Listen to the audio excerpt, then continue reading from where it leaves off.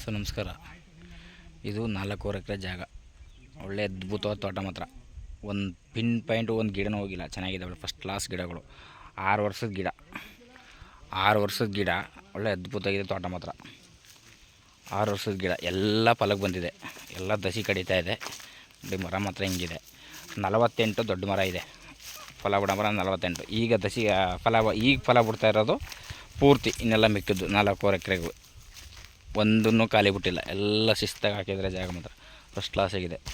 ಇದು ಬೆಂಗಳೂರಿಂದ 170 ಕಿಲೋಮೀಟ್ರು, ಮೈಸೂರಿಂದ 60 ಕಿಲೋಮೀಟ್ರು, ನಂಜನಗೂಡು 40 ಕಿಲೋಮೀಟ್ರು. ಜಾಗ ಮಾತ್ರ ಫಸ್ಟ್ ಕ್ಲಾಸ್ ಇದೆ ನೋಡಿ ಸರ್. ಇದೇ ರೀತಿ ಇದೆ.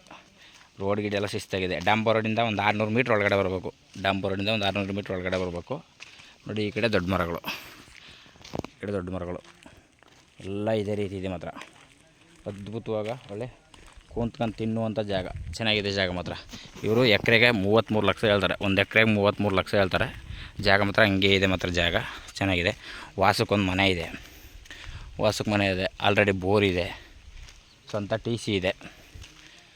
ಚೆನ್ನಾಗಿದೆ ನೋಡಿ. ರೋಡ್ ಗಿಡ ಎಲ್ಲ ತೋರಿಸ್ಕೊಡ್ತೀನಿ ನೋಡಿ. ಸ್ವಂತ TC, ವಾಸಕ್ಕೆ ಮನೆ.